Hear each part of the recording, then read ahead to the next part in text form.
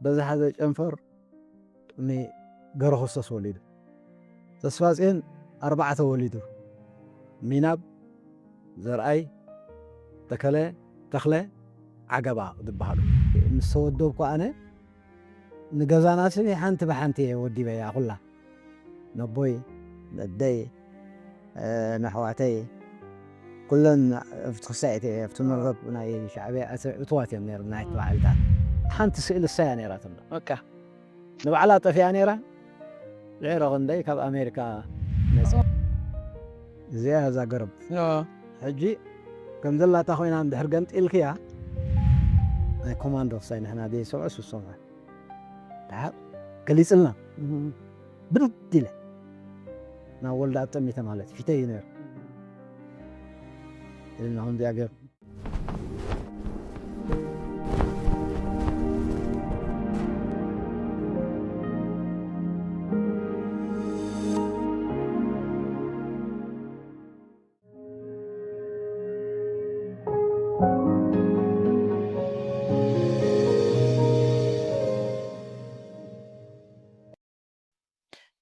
سلام زخبركم تخاتلتي إريتريا ميديا نتورك ومون كلاتكم تخاتلتي داكينا توك شو ببزلخم سنايك أنيات كنيهم كتخونو تسفان قبر دقيمنا انكو نعم بل 34 بعلنا تنت بسلامة بصحنا لما أنتي حيزنيو متينا زلنا قريم تقرالاي داني البرهانة دراسة متحف الجامعة تبل غزا تاريخي وتو زحازت متحف كاب مبوكولو جميرو ناب حارستاي زنبرو نابتن ፍጻሜታት ዝተፈጸማሉ 8 ፍጻሜታት ዝተፈጸማ ዝሓዘት መጽሓፍ ኮይና ተደሪሳ ዘላ ብወርሒ 4 ዕለት 11 ኣብ ችንማ ኣስመራ ዝተመረቐት መጽሓፍ ኮይና ኣብ መንጎ እኳ ክነእትወን ኢና ተን ስእልታት ብሕጂ እውን ሆፕፉሊ ንደገ እውን ክንሰዳ ክንፍትን ኢና ምስ ባባ ዳንኤል እውን እዚኣ ተዘራሪብና እቲ ታሪክ ንደገ ክነውፅኦ ክንፍትን ኢና ዕድሜና ክቢርካ ገዛኹም ከምዚ ኢልኩም ከፊትኩም ንዓኹም ንመላእ ስድራ ቤትካን የቐኒልና ክብረት ሃበልና بابا دانيال هواه معتنا صنت كم يالله بابا دانيال جينا بحجينا نجمرو على ما صنت بس عدمه نمن سيطرايكو سلز مثلا أنا هاون درجة عدمنا هون قدمتان زي كلتو صومن جمير له جي أب مسك البانديرا أب نتصوص جردين قالنا نغني دحر أبتي 18 إسراء حدن شعينا بتقودنا نوصل ودنا حرمت نريو هذه جينا من سيات بمخان أنا خان هاي كذا وش إيه ندبرنا عمت عمتكم هنا صبو لذي نرسوك عمت أكل تصوموني كتر فوق الله زبان دير يسك له جو كايت ذا لخن دحان ندر ببوة أنس قالت سلوا ورحت قبر كل تصومون قدمنا صنف كل تصومون دحر ناس إن تقبر زي خفرنا زباندير زي مبلغنا كل من النتنا يا حزننا عالم الزرب نفتي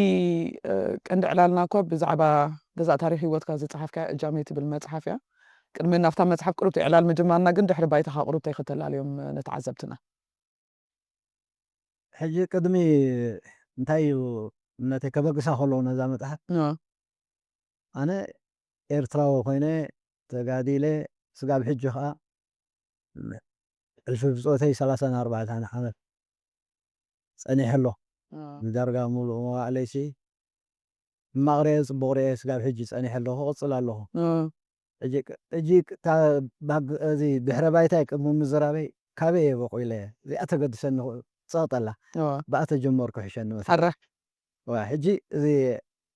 مصحفون بوي خفيتيو خناتو أنا إرتراو هاقراونت تلابيسه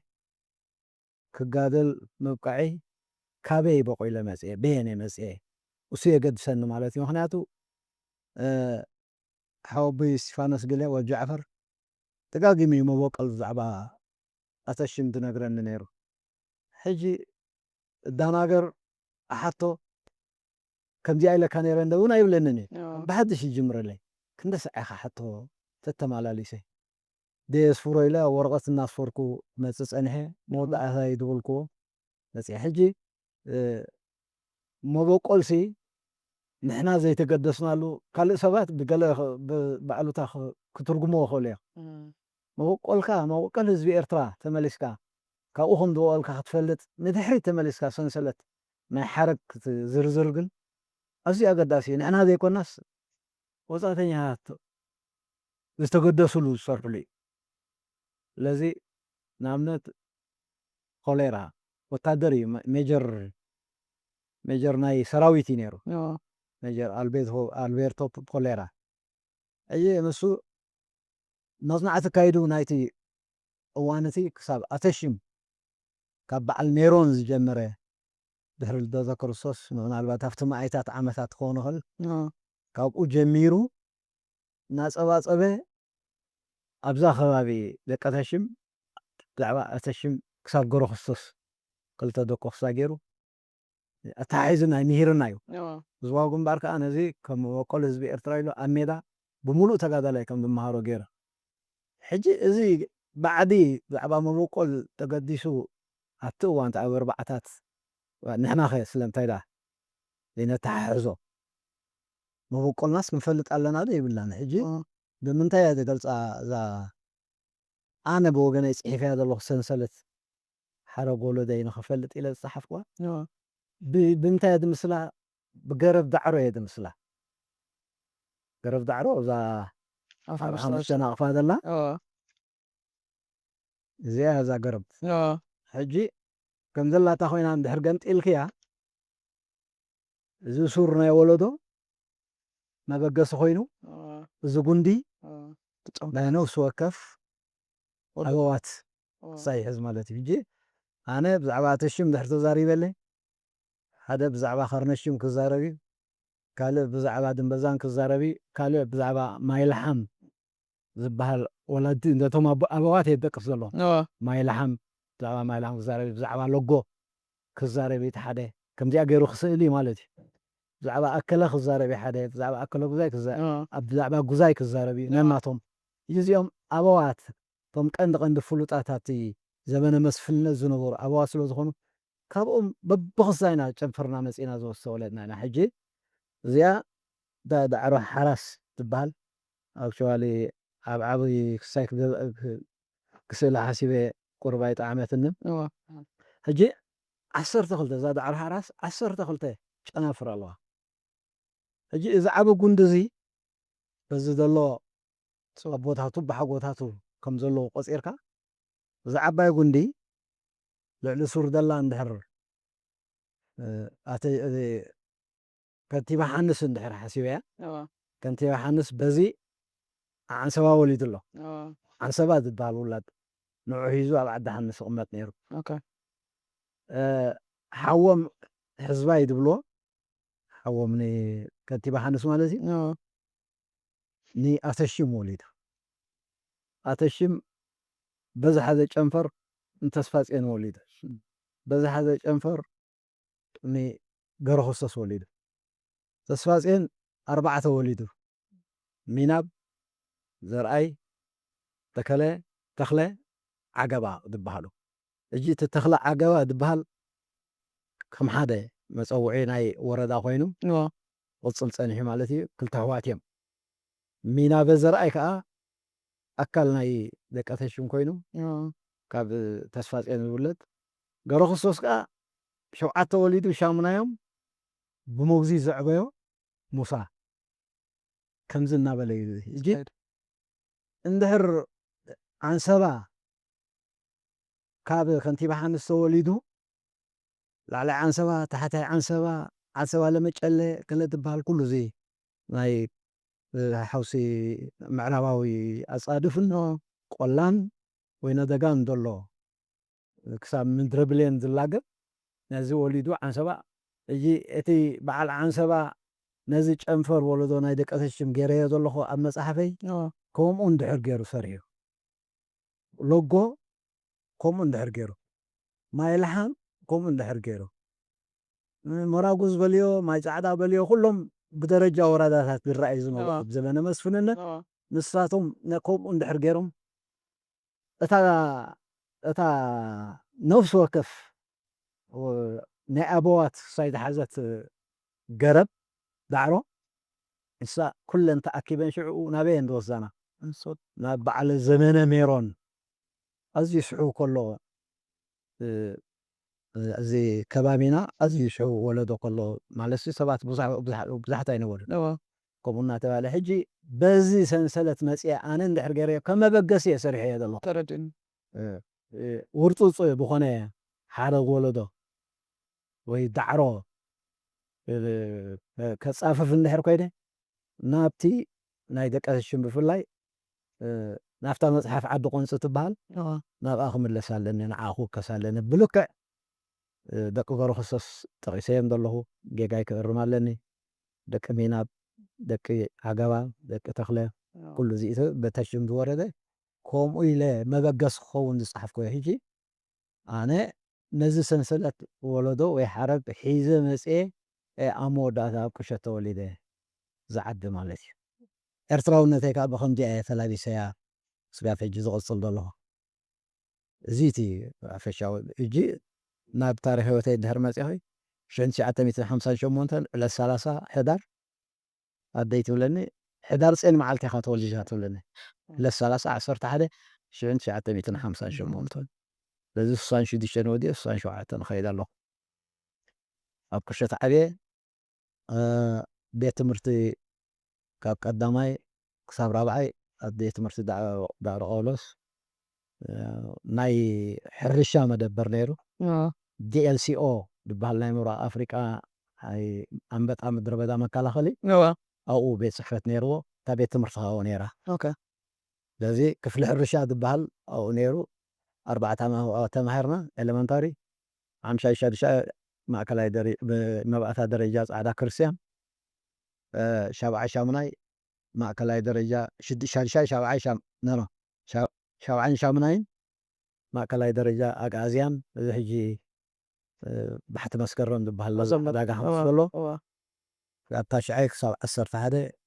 ቀይሕ ባሕሪ ቀደም ጳሃስ ዝበሃል ነበረ ኣብ ዝናልኩ ኮይደ ኣብ 1974 ፀላኢ ማለት ደርግ ወፍሪቅ ናይ ምጥፋእ መሃይምነት ዝበሃል ንማእኸል ኢትዮጵያ ወፊዱ ከጥፋኣና ዝዕላሙ ሓረስቶት ምምሃር ተባሂሉ ወፍሪ መሰበገሰ ሽዑ ትምህርቲ የቋርፅ ማለት እዩ ኤርትራ 75 ዕግርግር ናይ ኣስመራ ኣርኪብናሉ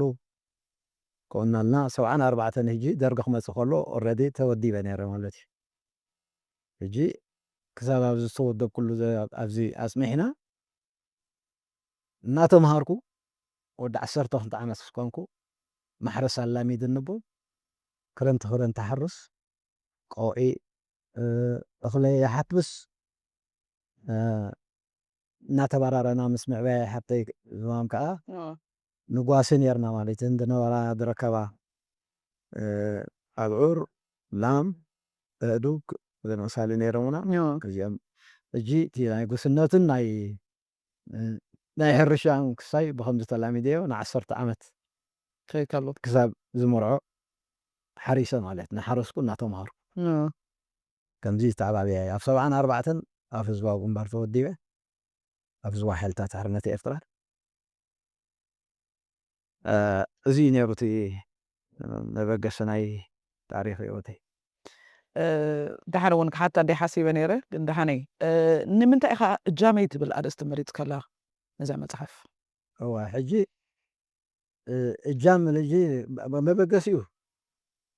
ምቕሉልነት ንምርኣይ እዩ ምክንያቱ ዘይድፈር ሒዝናዮ ዝኣተና ዘይድፈር እንታይ ሽሙ ነይሩና ባህሊ ነይሩና ናይ ተጋደልቲ ኣነ ክንብል ደፊርና ንፈልጥ ኣነ ክንብል ሓሲበ ኣይንባህልና ምክንያቱ ነቲ ቃልሲ ኣብ ምዕራፉ ንምብፃሕ ኣነ ዘይኮነ ንሕና ብሓባር ናይ ሓባር ስራሕ ዝመሰለ ክብሪ ኣጥሪና ስለ ዝኣተና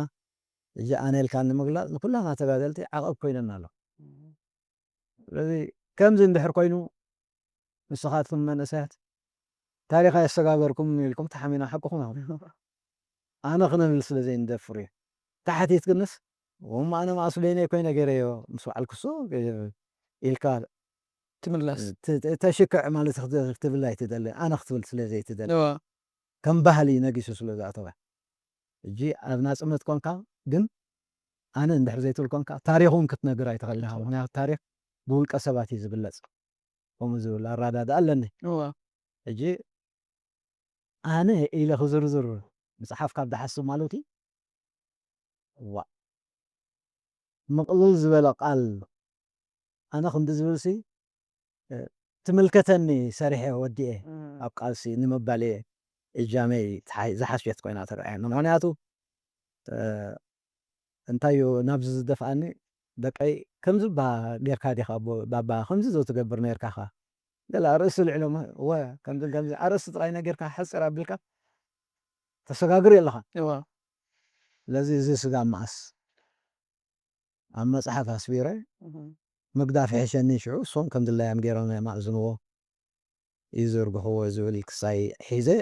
ኣብ 2013 እየ ዝጅምር መፅሓፍ። ሕጂ እቲ እጃመይ ዝመረፅኩሉ ምኽንያት ኣነ ካብ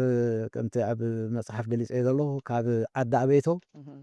ክሳብ ዳዕሮ ጳውሎስ ዝዝርጋሕ ኣስመራን ከባቢያን ኣነ ዝንቀሳቐሰሉ ኣነ ዝሰርሓሉ ነይረ። ካብኡ ከዓ ካብ ዓዲ ኣበይቶ ንዓዲ ንፋስ ጌርካ ክሳብ ሰይዲ ሽበልዮ እዚ ሰሜናዊ ወገን ናይ እንዳደርሆ ሓዊስካ ዓዲ ንፋስ ምርፎ ሓዊስካ ከዓ እዚ ከዓ ናይ ሰሜን ከምኡ ሓደ ጨንፈር ነይሩ። ካብ ሰይዲ ጀሚርካ ከዓ ክሳብ በዓል ዓዲ ሓወሻ በዓል ዳዕሮ ጳውሎስ ዝጥወ ዓዲ ጎንበሎ ዝጥወ ከዓ ካልእ ርእሱ ካልእ ጨንፈር ነይሩ። ስለዚ ብውሕዱ 3 ጨናፍር ነይረ ከም ዝፈልጦ ኣነ ኣብ ኣስመራ ጊንዳዕ እምባትካላ ነፋሲት እዚአን ከዓ ምብራቅ ከተማታት ዝበሃል ኣካል ናይ ዋዲ 6 ሳልሳይ መስርዕ ነይሩ። ስለዚ ነዚ ምዕራብን ሰሜንን ዘጠቃለለ መስርዕ ሰሜን ዝበሃል ናይ ወደብቲ ነይሩ። ምዕራባውን ሰሜናውን ማለት እዩ። ደቡብን ምብራቅን ደቡብ ከዓ ብሓፈሻ ካብ በዓል ሰይዲ ሺ ናይ ሓባር ዝጅምር ከዓ ክሳብ በዓል ዓዲ ጎንበሎ ዳዕሮ ጳውሎስ ዝለግብ ከዓ መስርዕ ደቡብ ተኣልዮ መስርዕ ደቡብ ትበሃል ነይራ ነቲ ኣብኡ ዝነበረ ጨንፈር ማለት እዩ። ነዚ ናይ ካብ በዓል ድርፎ ጀሚርካ ክሳብ በዓል ጊንዳዕ ዝዝርጋሕ ከዓ መስርዕ ምብራቅ ትበሃል ነይራ። ስለዚ ባዶ 6 መሳርዕ እዩ ነይርዎ። ስለዚ ኣነ በዛ መስርዕ ናይ ሰሜን እናተኣለኹ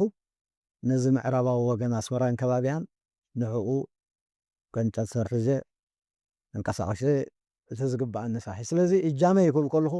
ነዛ ናይ ምዕራብ ሒዘ ኣስመራን ከባቢያን ተቆፃፂረ ስርሒት እናፈፀምኩ ሰባት እናወደብኩ ርክባት እናገበርኩ ምስ ሜዳ ስለ ተሃዲነ ዝወፃ ኩሉ 81 ሒዘ ሰሪሐሉ ማለት እዩ። እዚ እዚኣ እጃም ናተይ እያ ዘሎ። ኣብ ውሽጢ እታ ምዕራባዊ ጨንፈር ከዓ እታ ኣነ ዝመርሓ ከዓ ነይሮም ምሳይ ዝንቀሳቐሱ ቀፃሊ ኣብ ኩሉ ስርሒታት ዝንቀሳቐሱ ተወዲቦም ቁጠባዊ ማሕበራዊ ቁጠባ ክብል ከለኹ ናይ ሽዳ መሳሊ ናይ ሳውና ክዳውንቲ ዝኣመሰለ ኣኪብና ነውፃሉ ናይ ቁጠባ ደገፍ ንውድብ ማለት እዩ። እቲ ፖለቲካዊ ከዓ ዋህታት ወዲብካ ኣብ ጉጅለ ጠርኒፍካ 2 ጉጅለ 3 ጉጅለ ንእላይ ጓስጓስ ምክያድ ፖለቲካዊ ትምህርቲ ምምሃር ምስጢራት ናይ ገድሊ ምምሃር ማለት እዩ። ተተምሃርናዮ ስግጋር ማለት እዩ። ከምዚ ናብ እጂ ኣነ እጃመይ ዘበርከትኩላ እዛ ምዕራባዊ ከባቢ ናይ ኣስመራ ስለዝኾነት እየ ከማይ ከዓ ብደቡባውን ምብራቃውን ምዕራባውን ሰሜናዊ ክፋላት ናይ ኣስመራን ከባቢያን ከዓ ነይሮም ከምዚ ናተይ ልክዕ ዝሰርሑ እጃሞም ዘበርክቱን። ስለዚ ኣነ ሓደ ወገን ሒዘ ነቲ ቃልስሲ ገለ ጡብ የቐምጠሉ ነይረ ንምባል እጃመይ ኢለ ተጠቕሸ እዮ። ቁርብተይ ንድሕሪት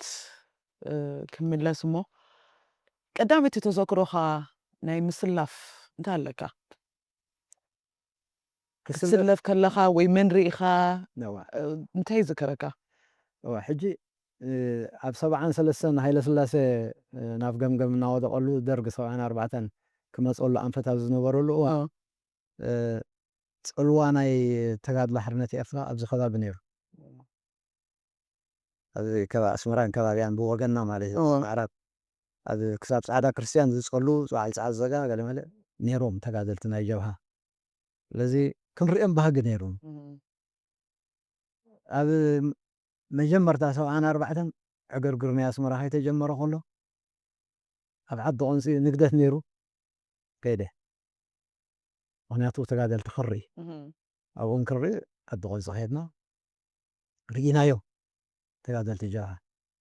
ብድሕሪኡ ካብኡ ምስ ተመለስና ቀፃሊ ምስ ነበረ ምምሽማሽ ናይ ሃይለ ስላሴ ምቕልቃል ናይ ወታደራዊ ዕልዋታት ናይ በዓል ናይ ንዋዩ ዝባሃሉ እዞም ክልተ ደቂ ንዋይ ዝባሃሉ ጀነራላት እሶም ዝፈተንዎ ፅልዋ ነይሩ ሃይለ ስላሴስ ዳርጋ ናቶም ፈሺሉ ብድሕሪኡ ምድኻም እናተረኣየ ሓይሊ ሰውረካ እናተቐልቀለ ምስ መፀ ሕጂ 74 መወዳእታ ክኸውን ከሎ ኣብቲ መወዳእታ ገፁ ተክለማርያም ተኸስተ ዝበሃል ምዕባይ ሓወየ የማነ ተኸስተ ተቐዳዳማይ ሽግለታ ነበር ኣፍሪካዊ ተቐዳዳማይ የማነ ተኸስተ ሓዊ እዩ ምዕባዩ ኣነ ንሱ ግን ብትምህርቲ ንፋለጥ ነርና ኣነ ስለ ዝመርሖም 4 ዓመት ደንጊዮም ስለ ዝጀመሩ ይምህሮ ስለ ዝነበርኩ ዕርክነት ነርና ምስኡ ስለዚ ኣቐዲሙ ኣብ 73 ተወዲቡ ስለ ዝፀንሐ ወዲብነት 74 ማለት እዩ እቲ ንጥፈታትና ኣብ 75 ማለት እዩ ኣነ ከም ተዓላማይ ይሕሰበኒ ሽዑ 75 ምልእቲ ዓመት ፖለቲካዊ ንቕሓት ምስጢራት ናይ ህዝባዊ ግንባር ናይ ህዝባዊ ሓይልታት እናፅማዕኩ እየ ፀኒሐ ምስ ተኽሊት እናቶም 76 ሕጂ መጀመርታ ተኽሊት ንሜዳ ወፅእ ኣነ ሕጂ ጃላ ተርፍ ማለት እዩ ምስ መን ተኣሳሲሩ ምስ ቀሺ ተኽላይ ተስፋይ ዝበሃል ስቡእ ካብዞም ዝተረሸኑ ምስኡ ተኣሳሲሩኒ ምስኡ ስራሕ ዝጀመርናሉ ግዜ ይመፅእ ማለት እዩ 76 ምስኡ ተኣሳሲረ ቅፅል ዝፀንሕ ሕጂ እቲ ኣብኡ ስለዘይተጣዓዓምና እሱ ዓብዩ ኣብ 8 ዓመት 10 ዓመት ዓብየኒ እዩ እቲ ዕድመ ይኹን ዋላ ኣብቲ ካይዳና እውን እሱ ዲያቆን እዩ ቀሺ ሳጉእ እምበር ኣይቀሸሸን ሕጂ እቲ ዕድመና እቲ ናይ ትምህርቲ ባክግራውንድና ገለመለ ስለ ዝፈላለየ ኣይተሰማምዕ ዳርጋ ክሳይ ኣይተጣዓዓምናን ሕጂ ዘውዱ ሓፍተይ ኦልሬዲ ምስ ሃብታብ ርክብ ጀሚራ ነይራ ምዕባይ ዘውዱ ብርሃነ ምስ ሃብታብ ሕጂ ከምዚ ኮይነ እንታይ ከገብር ኢለያ ምስ ሃብታብ ከራኽበካ ክነግሮ እሞ ከራኽበካ መቆያሪ ሕሸካ ኢላትኒ ነገራቶ መሳእበል ኢልዋ ኣዓደ ስሉስ 76 መጀመርታ ተራኺብና ፅሑፋት ይብኒ ንፅሑፋትና ሕጂ ምስጢራት ናይ ውድብ ዝገልፅ ውሽጢ ንሕና ንምሃሮ ብፍሉይ እዞም ሓፋሽ ውድባት ንበሃል ናይ ምስጢራት ኣሓዛ ሜላ ናይ ኣዋዳድባ ምንቅስቓስ ብኸመይ ትንቀሳቐስ ከመይ ጌርካ ተሓቢእኻ ትንቀሳቐስ እናሰርሐካ ኮታ ነይሩ ናይ ቋደ 6 ዘዳለውዎ ማንዋል ነይሩ ንዕኡ መፅሄታት መሪሒ ነይሩ ፊታውራሪ ነይሩ ሽዑ እሱ እናገበርና ኣብ ማሕታ ናብ ክሳይን ኣይርከብናን ገና ኢና ነርና ሽዑ እዚ ከድና ምስ ሃፍታብ ኣብ 2 ሰሙን ኣደ ስሉስ ኣብ ወክድባ እናተረኸብኩ እዚ ናይ ፈተነ ክሳይ ይብለኒ መፅናዕቲ ኣብ ከባቢ ቁሸት ዘለዋ ናይ ከዋጁ ኣሓ ዘመሰላ ናተን ኣፅምዕ ከዋጁ ሕጂ ጣልያን ነይሮም ኤርትራውያን እውን ነይሮም ስለዚ ናይቶም ኤርትራውያን ንፅናሓልካ ድሓን ቀሲና ኣብ ካልኣይ ክሳይ ክንሕዞም ናይቶም ጣልያን ካፅንዕ ኢልኒ ሓንቲ ኣፅኒዕና እቲ ሓደ ደርጊ መፅኡ ኦልሬዲ ምስራሕ ምስ ከልኦም ኣብኡ ገዲፉ ወይ ዳርጋ ከይዱ ነተን ሓሸይጡ ዳርጋ ከይዱ ሪሳ ዝበሃል ጀጓኑ ሪሳ ዝበሃል ሓደ ኣቐዲሙ ከይዱ ኣብቲ እዚ ናይ መን ተርፋ ናይ ሊኮታራ ዝበሃላ ነዚአን ታርጌት ጌርና ኣፅኒዕና ንኣትወሉ ንወፃሉ ተናሓ ጫውጫው ምባለን ህምባሕ ምባለን ስለ ዘይተርፍ ፀላኢ ክበራበሪ ከመይ ጌርካ ትከላኸል ከመይ ጌርካ ተውፅእን እቲ ዘድሊ ዓቕሚ ናይ ሰራዊት ኣዳልዩ ኣብ ክልተ ሓይሊ ኣዳልዩ ማለት እዩ ተቋፂርና ኣብኡ ክድባ ኸይድና ኣነን ገብረ ሂወትን ስውእ ገብረ ሂወት ከይብ ንብሎ ብሳጉኡ ምስኡ ኸይድና ኢና እቲ መፅናዕቲ ወዲእናዮ ነተን ሓይልታት መሪሕና ክንኣቱ ኣብኡ ክድባ ሰዓት 7 ተቆፂርና ማለት እዩ ነተን ሓይልታት ሒዝናየን ሰዓት 9 ዝኸውን ኣብ ቦታ ኣፍተናሓ በፂሕና ስለዚ ከምቲ ግቡእ በቲ መፅናዕቲ መሰረት 80 ከኪብና ውፅኢና ንውድባ ረኪብና ማለት እዩ በዚኣ እያ እታ እዚኣ ምስ ኮነት ኣብታ እዛ ውፅኢት ስራሕ ምስ ረአየ ሽጉጥ ኣይጥዕበና ኮልት 45 ዳርጋ ከላሽን ኢኻ ትብሎ ዓብዪ ይባኒ ዓብዪ ኮልት 45 ሽዑ 76 ውፉይ ደረጃ ካብ ማለት እዩ እዚኣ መፅሓፍ 6 ምዕራፋት ዝዓመቐት መፅሓፍ ኮይና ኣላ ቀዳማይ ካልኣይ ሳልሳይ ራብዓይ ቤዚክሊ እቲ ናትካ ድሕሪ ባይታ ምርዓን ሓዳርን መቦቀልካ ኩሉ ዝገልፅ ኮይኑ ኣሎ ኣብ ሓምሸይቲ ምዕራፍ ተንስርሒታት እኳ ከም ቦታ ኸይድና በዓልና ኸይድና ኣብኡ ኸይድና ክነታርኽ ኢና ሰንዳሓን ክንገርፈንካ ቁርብተይ ከኣሶም ከዓ ክንብቡ ኣለዎም ቁርብተይ ብደንቢ ክፈልጥዎ ኣብዚኣ ሓንቲ ምርዓን ሓዳርን ምዕራፍ 4 ምርዓን ሓዳርን ትብል ኣላ ቁርብተይ ብዛዕባ ምርዓን ሓዳርን እስከነዕልል ቅድሚ ምስላፍ ካሪኻ ተመሪዕኻ ወይስ ሜዳ ኣቲኻ ምስ ወፃኻ ድዩ እቲ ከመይ ይመስል እቲ ጉዕዞ ናይ ምርዓ ሓዳርን እጂ መርዓን ሓዳርን ማለሲ ግዴታ ዝተኣትወ ክስታይ እዩ ግዴታ ማለሲ ንወለዲ ክሰምዕ ክብል ዝኣተኾ መርዓ እዩ እምበር ኣብቲ እዋንቲ መርዓ ክሳይ ንመርዓ ክሳይ ዘብሳ ኣይነበረን ሕጂ እንታይ ሓደ ኣብቲ ምስ ተወደብኩ ኣነ ንገዛናሲ ሓንቲ ብሓንቲ እየ ወዲበ እያ ኩላ ነቦይ ነደይ ንኣሕዋተይ ኩለን ኣብቲ ክሳይት እየ ኣብቲ መርበብ ናይ ሻዕብያ እትዋት እዮም ነይሮም ናይ ተባዕልታት ሕጂ ኣቦይ ንደይንሲ ፈልጡኒ ጥራይ ዘይኮነስ ኣደይ ክሳይ ትሓብኣለይ ጁባይ ትፍትሸለይ ሽጋራ ሓደ ሓደ ግዜ ንሃብቲ ኣብ ተማላእ ኩሉ ሽጋራ ብጃኬተይ ይሽትታ ኣታ ቆልዓ ሽጋራ ኢላ ንሓንሳብ ትቕምጥወኒ ገለመለ እነግራ ሽዑ ዝግደድ ነይረ ናተይ ኣይኮነን ንሃብታ ኣብ ክመላእሉ ገለ እናበልኩም ኣኽነ ሕጂ ወለደይሲ ክልቲኦም ኣቦይ ንደይንሲ ኣብቲ መስመር እትዋት እዮም ነይሮም ሕጂ ኣካይዳ ይፈልጡ ተመርዖ ሓደ ካብ ድሕሪ 5 ዋለትካ ኣነ በቁሪ ማለት እዩ ሻድሻይ ሓምሻይ ወዲ ማለት እዩ ድሕሪ 5 ሻድሻይ ወዲ ሕጂ መርዓ ኣብቲ ዓዲ ጥሪ 79 ብብዝሒ ተመሪዖም 8 መሳተ ተመሪዖም ሕጂ ምዝ ተመርዖ ትጠፍእ ኣለኻ ሓቂ ግደፈልና ዝብል ፀቕጢ ሕጂ እንታይ ገይርዎም መልሽ ደፊእዎ ወይ ነደይን ፍሬሸር ገይሩሎም ሕጂ ኣብ መነባብሮ ከዓ ድሓኒ ነይሩ ትሕሶ ነይርዎም ፅቡቅ እዩ ነይሩ መነባብሮና ሕጂ ካብ መን ሓሚቕና ንዓ ተመርዖ መሳትኻ ተመሪዖም ሃዲጎምካ ገለ ብውሕዱ ሓጊ ትጠፍእ ኣለኻ እሞ ሓጊ እዚኣ ሕጂ እዚኣ ኮርኮሓትኒ ከቢዳትኒ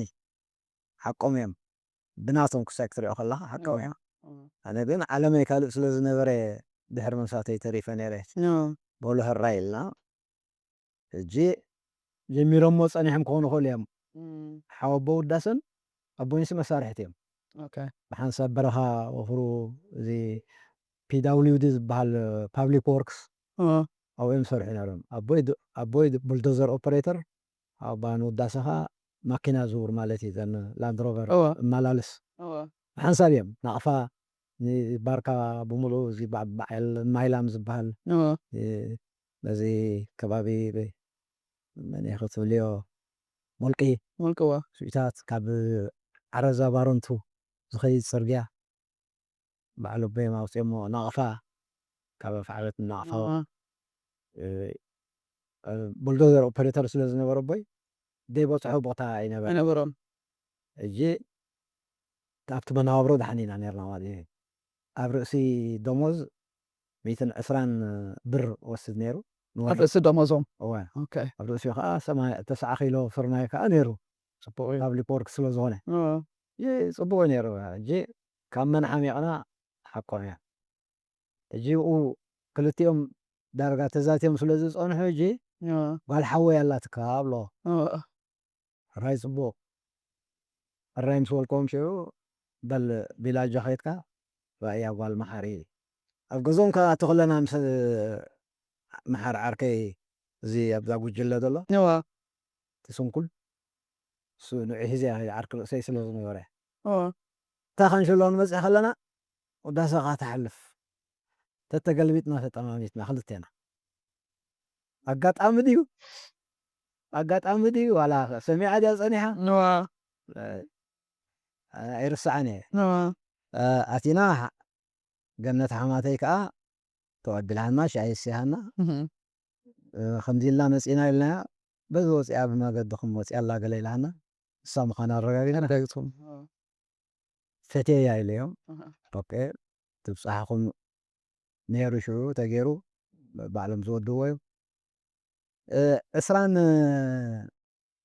حمشن مقابيت شن شعت من 7 شعت ناي حصه خدان كتمرص اسمع هذا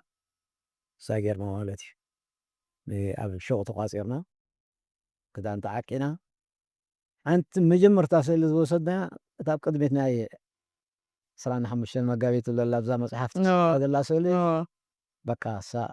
حنت سئل الساني راتنا بقى نبعلا طفي انيرا غير غندي كاب امريكا مسيا دتنا امريكا دار مليون ذهب كنا مليون ذهب كنا إلا مسجدنا ينقع مالتي أجي مسكر شو سؤالهم من لهم سعي نبرة عبراوي نبرة تي ديجيتال أي نبرة قلي نبرة حنت بروفينو 30 شديشان سئلو تحس هذا النيجاتيف تحت اعتمكا شعو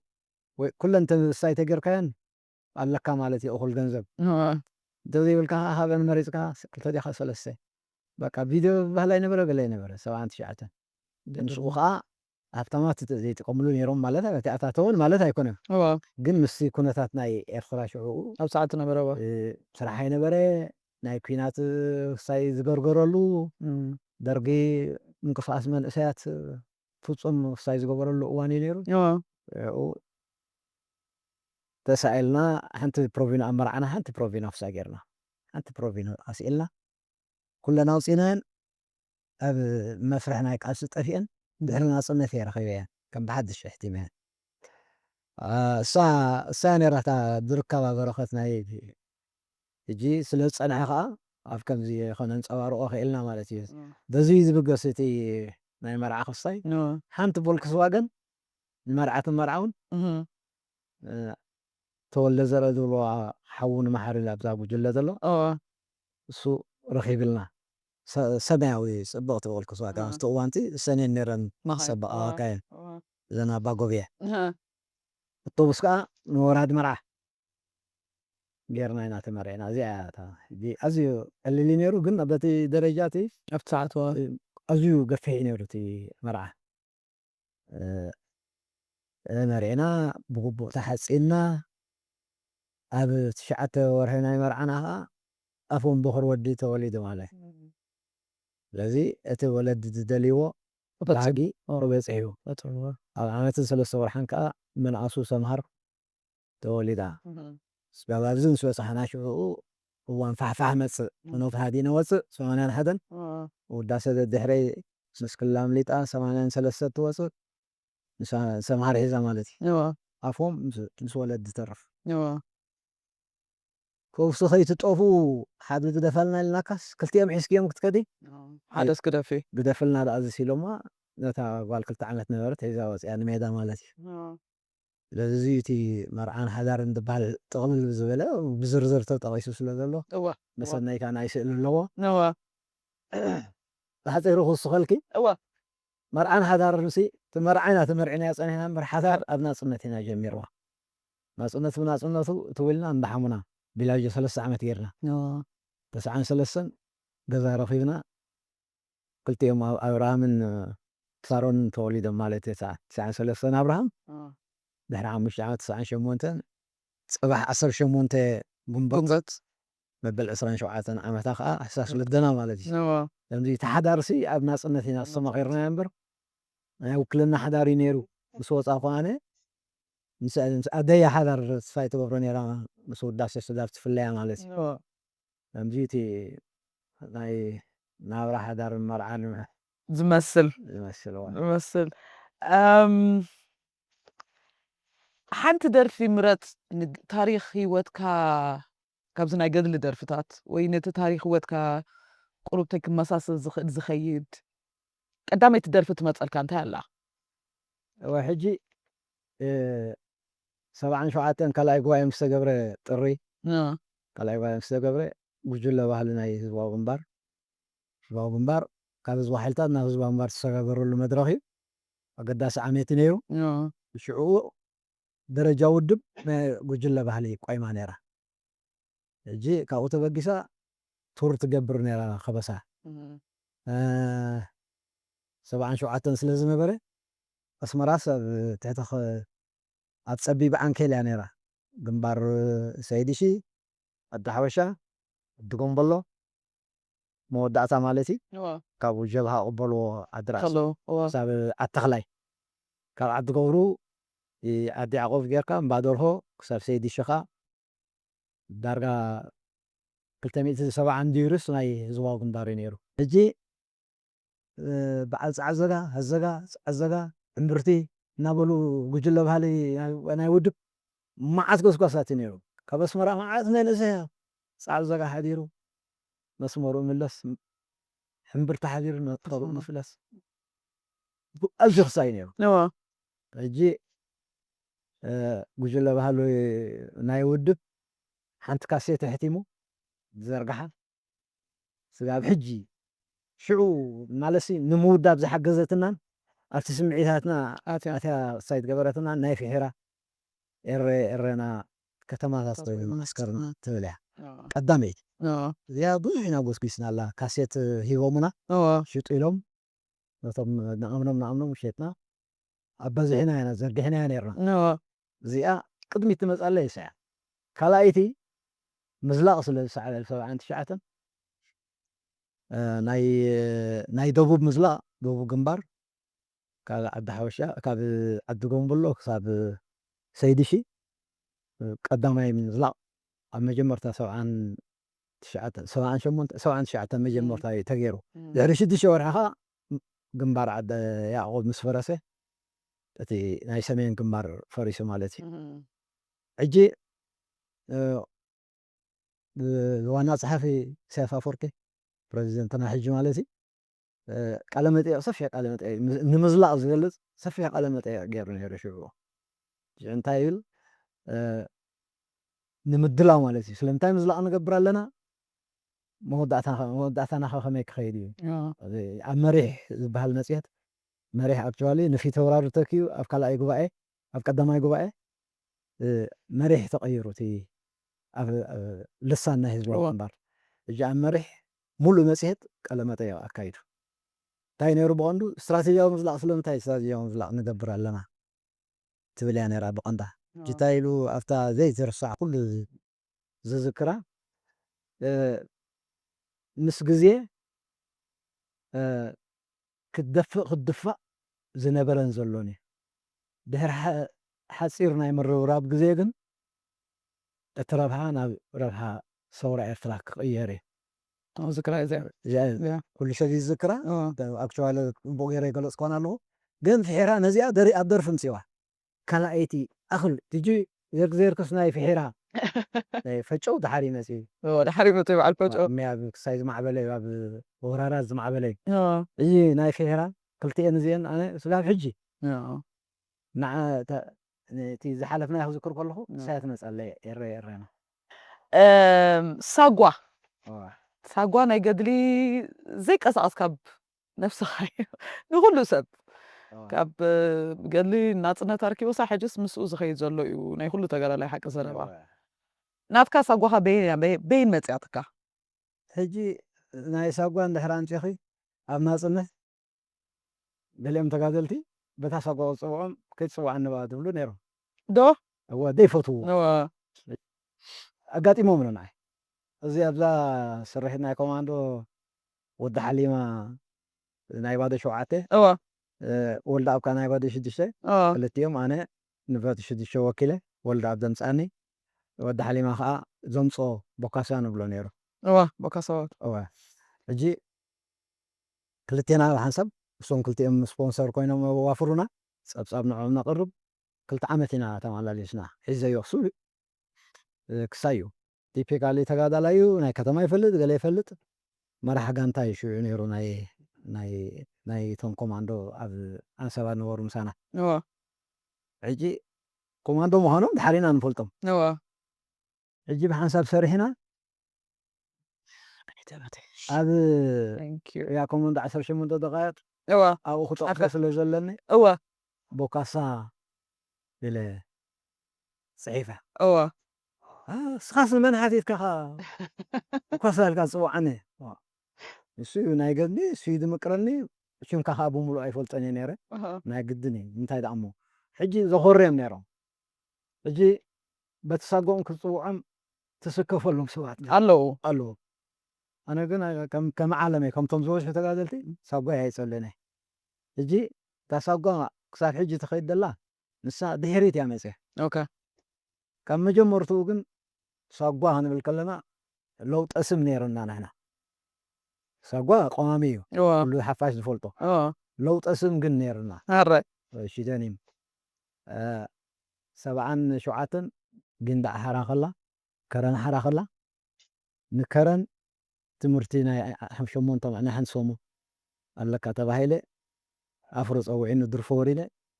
ካብ ድርፎ ግንዳዕ ሰዲድን ናብ ወልደከል ማለት እዩ ህርሽሜት ወልደከል ኣብራ ህርሽሜት ንፅውዑ ዝቐለልና ነይሩ ኣብኡ ምስኡ ኣብኡ ኣትየ ደብዳቤ ሂብና ኣፍሮ ኣብኡ ኣትየ ኩሉ መደባት ምስ ነበረኒ ካብ ሕጂ ንኔው ሞጎስ ይሽምካ ኢልኒ ነዚኣ ሒዘ ኸይደ ክሳብ 80 ሞጎስ እየ ዝፍለጥ ዋላ ባሻይ ገብረ ኣባል መስርዕ ሰሜን ዝነበረ ምስ ሰለመ ኣብ ሸቑኑ ሓደ ኣናይ መሲልዎ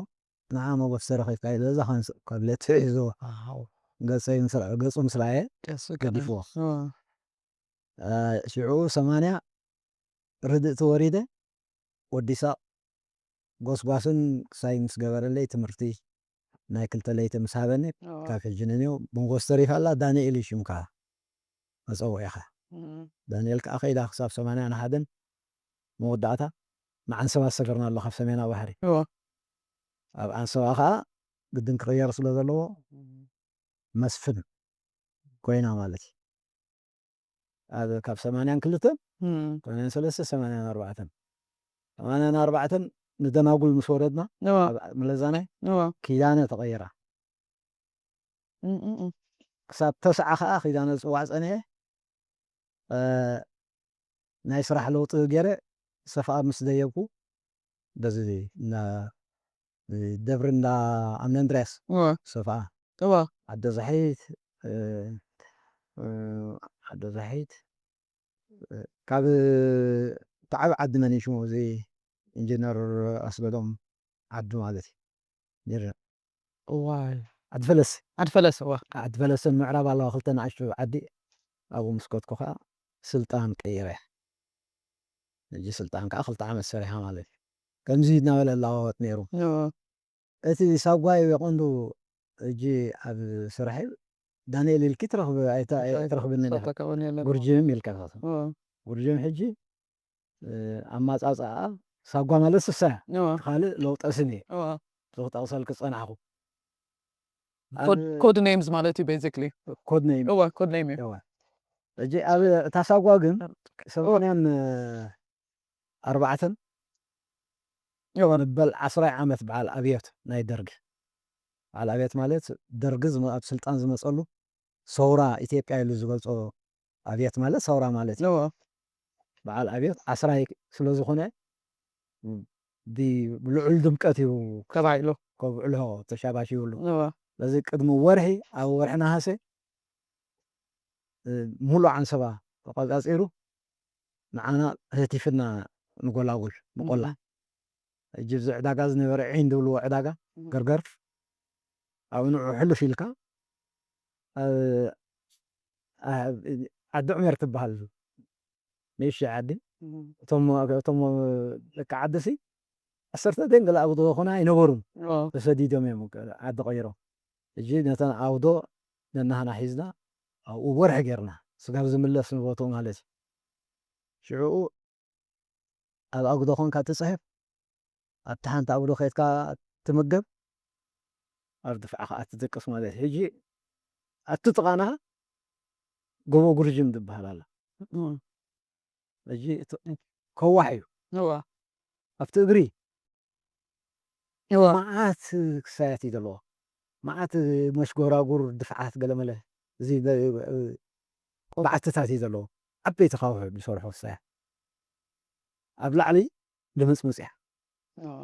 ገረብ የብላ ገለ የብላ ኣብቲ እግሪ ጥራይ ምስ ካውሒ ዝበቁል ኣግራብ ገለ ነይርዋ ሕጂ ኣብኡ ወዲ ቀሺ ዝበሃል ኦፐሬተርና ነይሩ ካብ ክሽነ ማይ ሰትየስ ናብታ ንፅሕፈላ ኣብ ለኹ ብዕዝ ከለኹ ሓፃር ስረ ጥረውሮ ዝበለት ቀዳማይ መልጎማ ዝተፈትሐ እዚ ነፃ ዘይብለይ ክዳን ርእየኒ ጎቦ ጉርጅም ሕጂ ሰቢሕኻ ዓይነት ደስምዕ ተክስታዩ ክንዲ ጎቦ ኮንካ ልምፅምፅ ኢልካ ይብል በቃ መዓልቲ ወፀት ለጊባ ጋቢ ሕጂ በኣያ ዝፍለጥ ማለት እዩ ከምቲ ነገረ ሳጎ ማይ እንትዩ ማይ እናሰተና ጥራይ ሽዑ ማይ ሃንበቕ ኢኻ ዝብል ሻሂ ኣለና ኣክቹዋሊ ናይ ፅሕፈት ግን ምስተሃሩ ኣይለመድናዮም ማይ ጥራይ ሃንበቕ ነብል ሽዑ እቲ ቆርበት ተቐሊጡ ናብ ፃዕዳ ተቐይሩ ብጫ ብጫ ትገፅናስ ነዚ መሲሉ ሕጂ ከምኡ ንምግላፅ ኤክስፕሬሽን እናቶ ተጠቒሙ ንዕኦም ዝኸውን ክዳውንቲ ናይ ቦንድ ብብዝሒ ካብ ኤያ ዝመፀ ኤረዋ ብ10 ግማል ገለመለ ተፃዒኑ ኮቦርታ ኣንሶላ ኮቦርቲኖ ገለመለታት ክዳውንቲ ዝተመልአ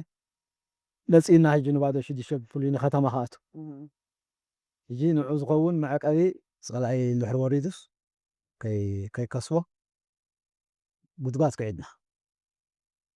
መህበይ ኩሉ እቲናዮ ድሓር ፀላኢ ተመሊሱ ከድና ቦታ ናክሳይ ምስ ገበርና ታእሽሙ ኮይና ገዲፍና ከድና ሽዑ ተመሊስና 2-3 ሰባት ወስና ክፍት ተበልናዮ እቲ ክዳውንቲ ብምሉእ ብራህዲ መናህና ሂሉ መዓት ክሳይ ማለሲ ጥዑይ ዝወፀ ክዳን ኣይነበረን ሽዑኡ ኣብኡ ኣቴኻሲ ሓሚምካ ካ ትወፅእ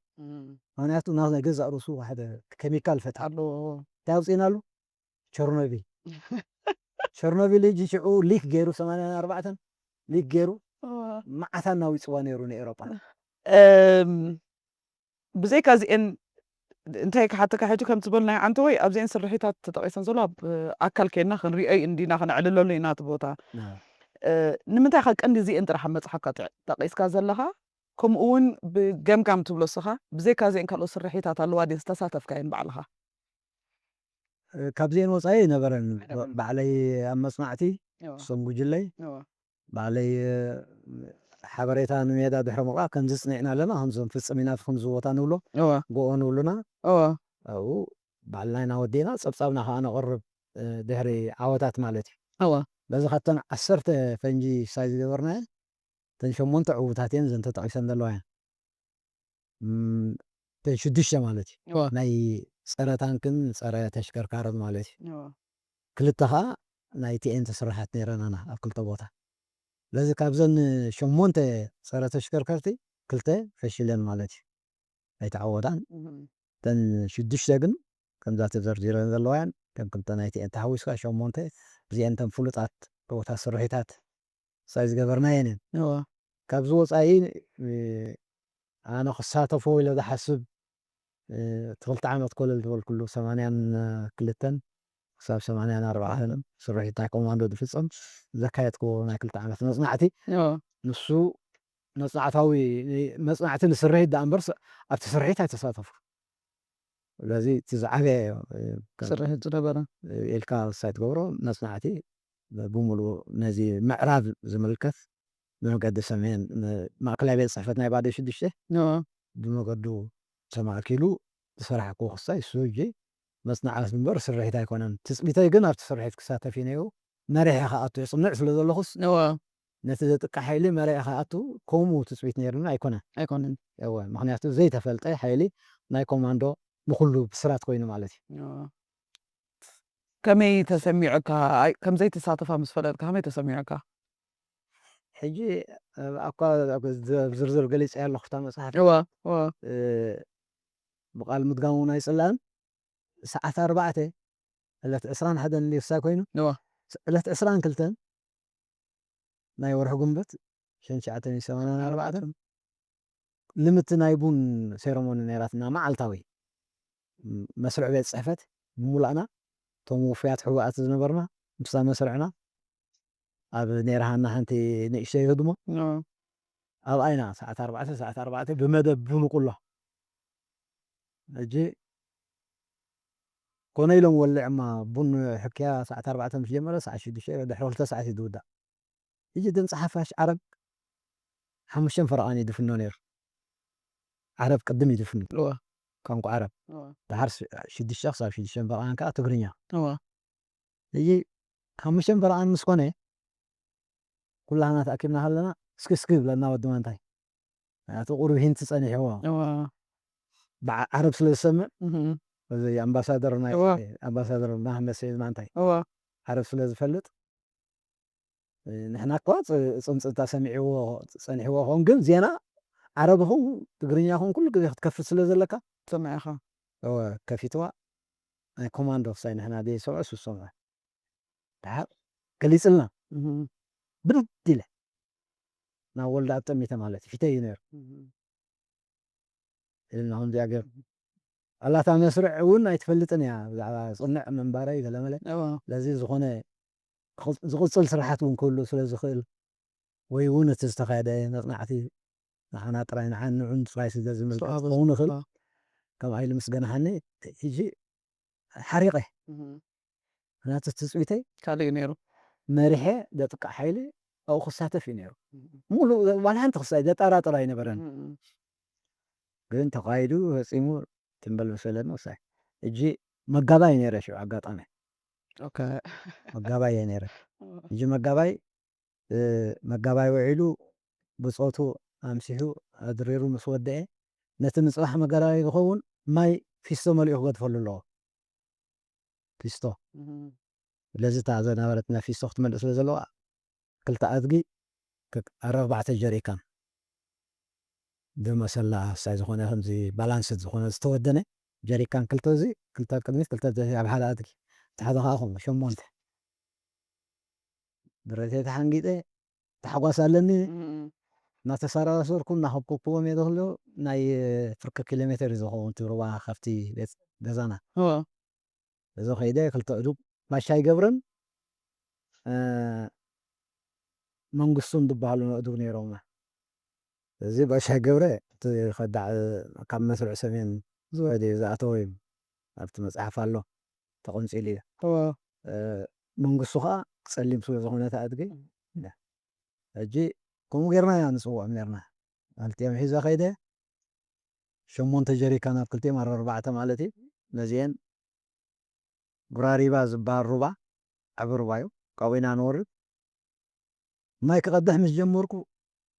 ኣርእስቲ ናይ ግጥሚ መፂለይ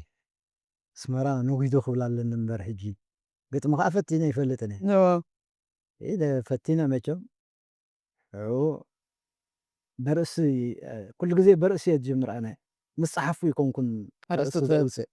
ኣርእስቲ ቅድም ታርጌት ትገብር እዚ ማይለ ገሊፀ ንኮማንዶስ ብዓቕመይ ገሊፀ እያ ማለት እዩ ኣብኡ ስርሒት ስለ ዝነበርኩ ከዓ ንዓይ ዝገጠም ኩሉ ኮይኑ ፅቡቅ ስምዒት ነይሩኒ ጣዕምልኒ ነይሩ ፅሒፈያ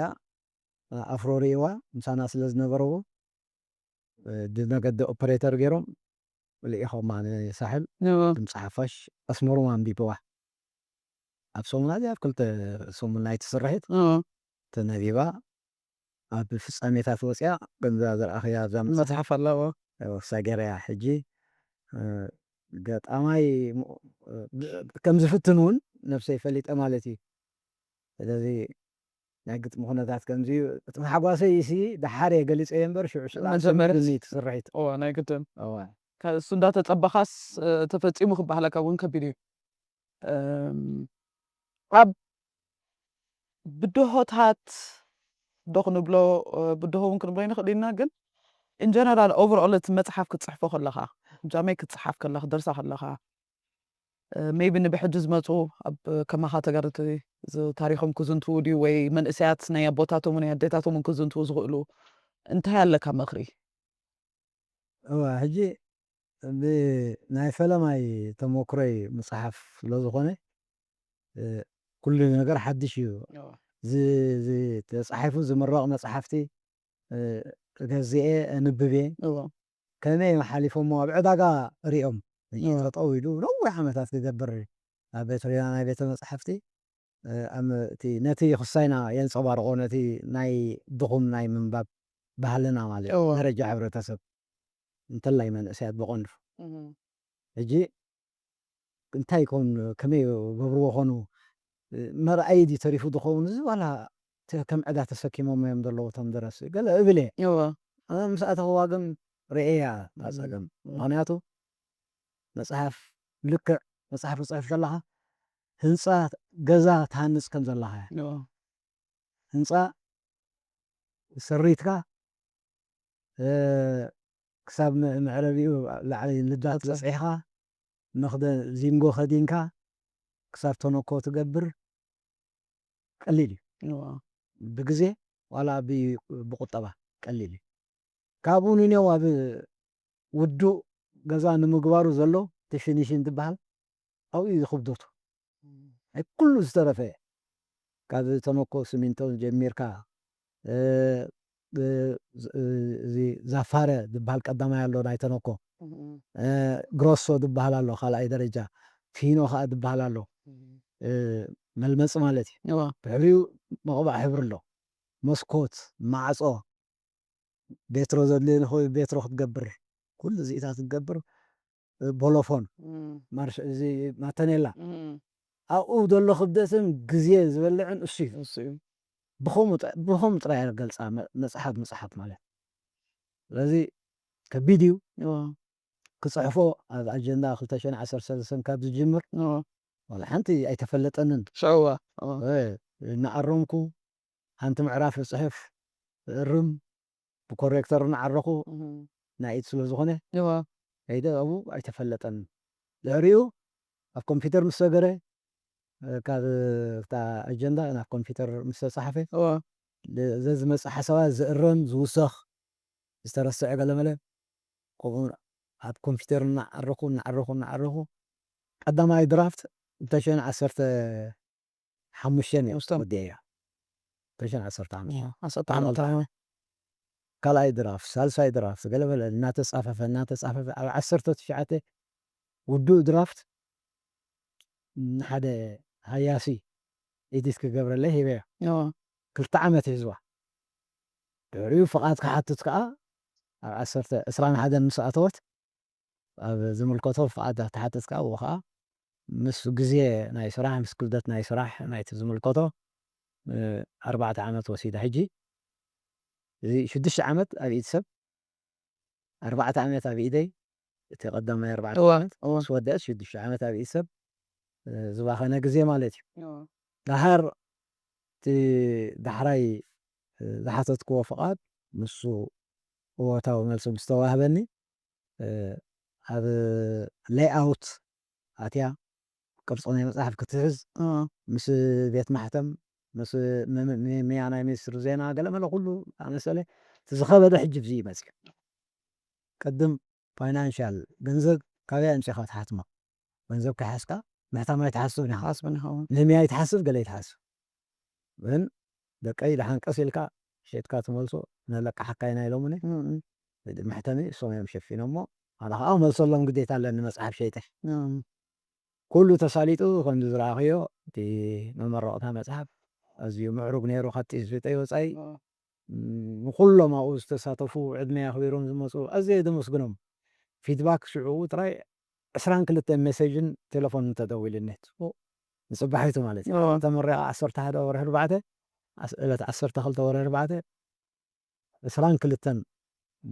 ملخصات ناي معود ناي حنكوسكا نحريون في مالسي نقفتها خمسة هنا قال زولا يرخبكم سواحد بعد ما قلت عيني وعلو انت نبرة ملأت نايتي أدرش عجبني جي متى ودي الله مالتي كان ضم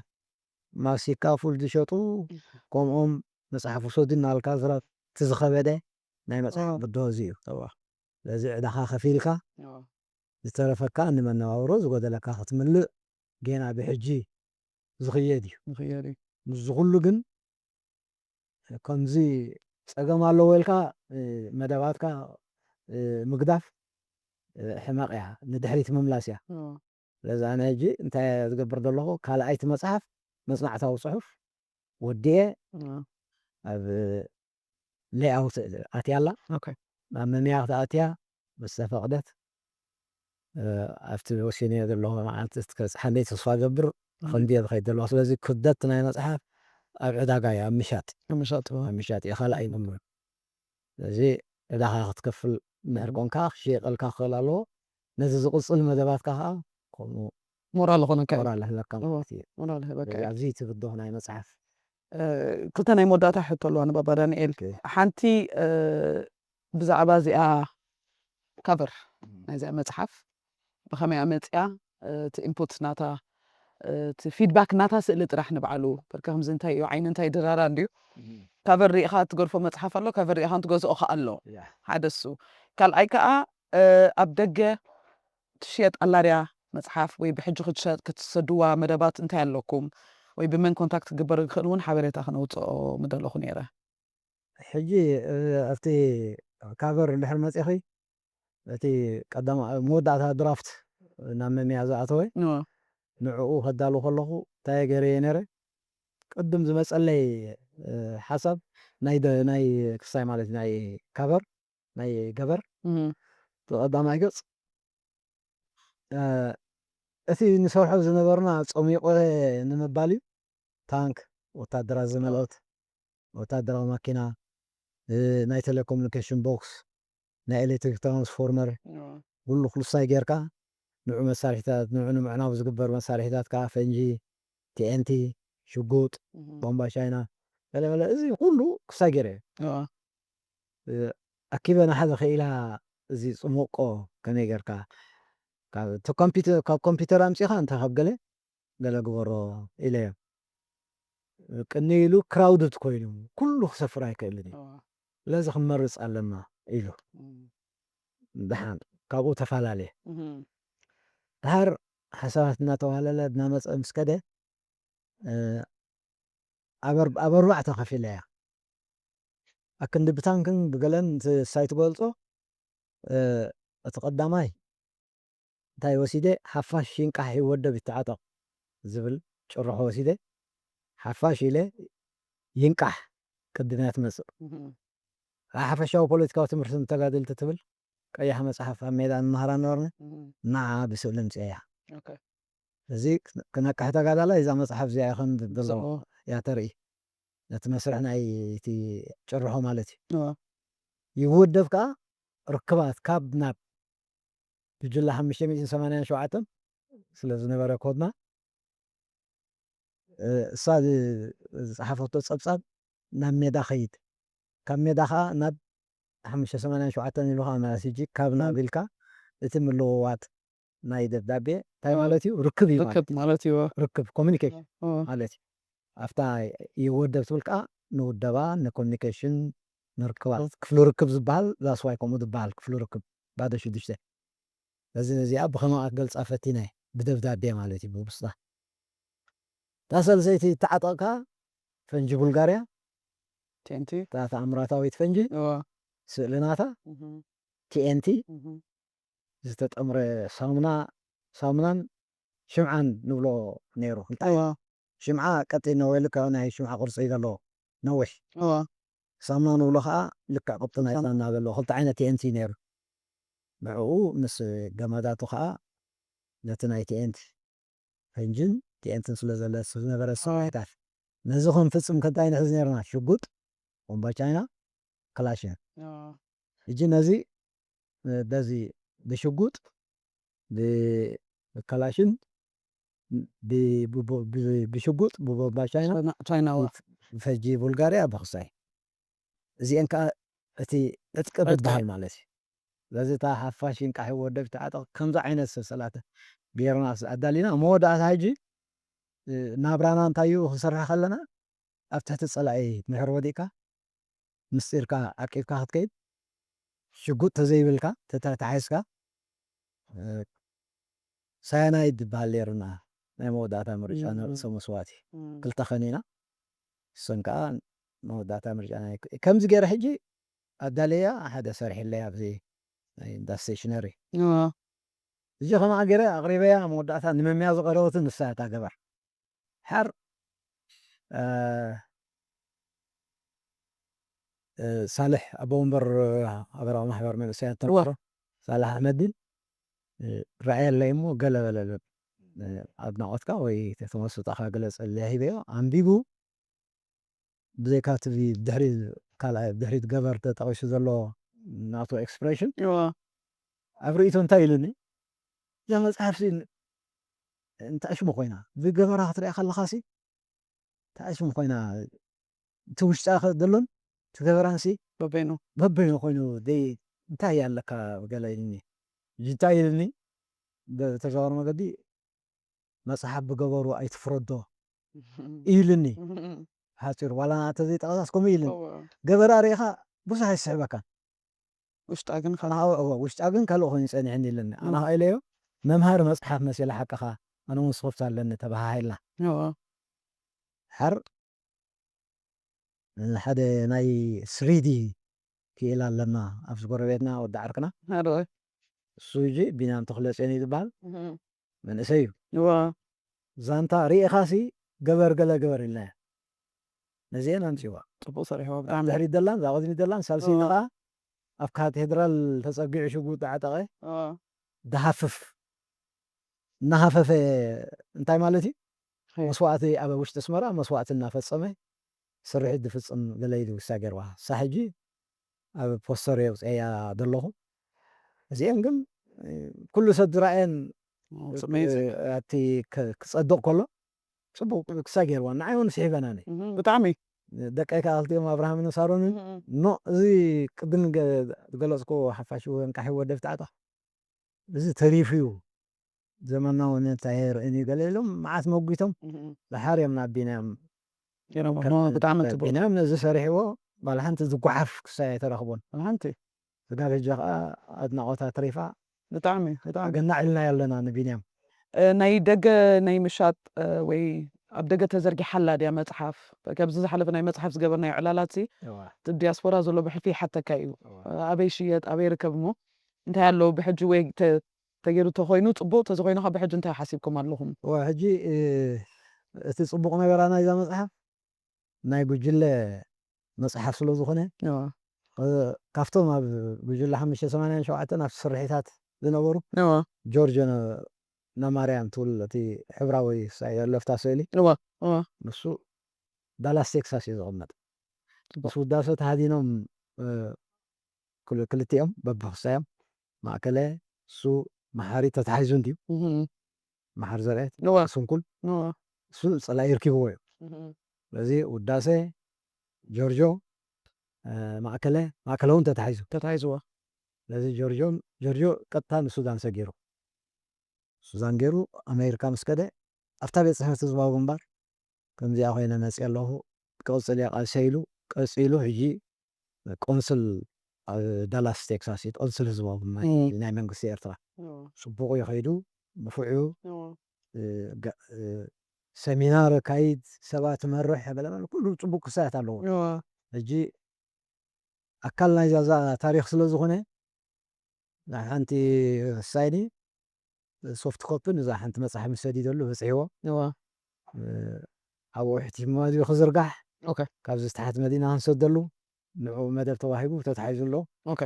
እጂ ምስ ስኽርትኡ ኣለዎ እዋ መፅሓፍ እዩ ብዙሕ ኣይገዝእን እዩ ዝመንእሰይ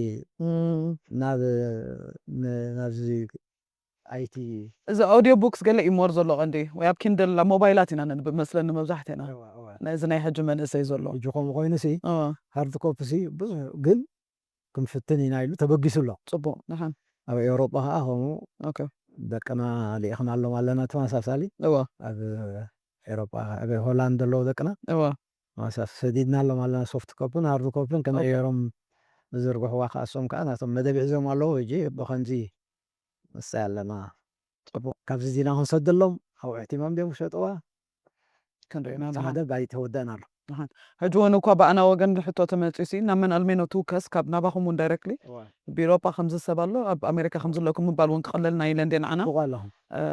ኣብ ኣሜሪካ ካብ ኣስመራ ከዓ ስደዱልና ተኢሎም ከዓ ክንሰደሎም ንኽእል ኢና ንሕና ፀገም ኣይኮነን ኣብ ኣሜሪካ ከምዚ ትብለኪ ጆርጅና ማርያም ኣብ ዳላስ ኣሎ ባዕሉ ሓላፍነት ወሲዱ ኣሎ እዋ ናይ ኤውሮጳ ከዓ ደቅና ማለት እዩ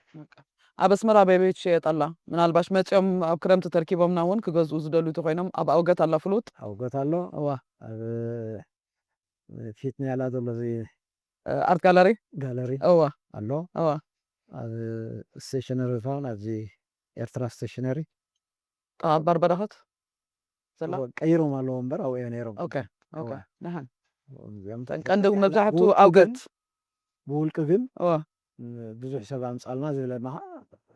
ኣብ መዓልቲ 3-4 እናህቦም ኣለኹ ንሓር ገና ግን ኣይተፈኸሰን ኣሎ ንሓን እወ ንሓን ሕጂ እንድያ ገና ወርሓ እንድያ ከዓ ዘላ ሕጂ ምዚ ናይ በዓላት እውን ንሕና እውን ዝመፁ መብዛሕቶም ኣውገት ገዚኦም ክኸዱ ትሰምዕ እንዲኻ ሓንሳ ሰኣና ፍልጦ ይሓልፍ እዩ ገለ ስለ ዝሓልፍ ንሕና እውን ብዓቕምና ድሓን ክንሕብር ኢና ነቲ ዝመፁ ዘሎ ብሕጂ ናይ ሎሚ እኳ ዕላልና ዳርጋ ሕፅር ኣቢልና ፅሙቕ ኣቢልና ኣብዚኣ ክንውዳኣ ፅባሕ ኣብ ቦታ ውዕሎ ከይድና ንዕልሎ ዕላላት ኣለና ሓንቲ ክፋል ዳ ክልተ ክፋል ክትኾን ክርአይና ብሕጂ ግን ኣብተን 8 ቦታ ውዕሎ ዝተባሃላ ክንኸይድ ኢና ምሳና ዓጂቦም ክሪኡ ተስፋ ነገብር ማማ ውዳሴ ተሓቢኣ ዘላ ብካሜራ ድሓን ነመስግና ጥዑምቡን ዘስተኽና ክብረት ሃብኪ ክብረት ሃበና ርሑስ ኣውደ ዓመት ስጋብ ኣብ ካልኣይ ክፋል ንራኸብ ሰናይ ቅንያት በቢ ዘለና እዩ ኣነ እውን የቐኒለይ ክብረት ሃበለይ ከምዚ ኢልኩም ሕሉፍ ታሪኻ መፅሓፍ ሰፊሩ ዝያዳ መምሪ ክኸውን ብቐንዱ ከዓ ነቲ መፅሓፍ ዘይበፅሖ ክፋል ሕብረተሰብ ኤርትራ ወይ ራብዓይ ግንባር ንምብፃሕ ኣብ ዝገበርኩሞ ፃዕሪ እመስግን ክብረት ሃበለይ ርሑስ በዓል ናፅነት ብሰላምን ጥዕና ነውዕለና ንብላ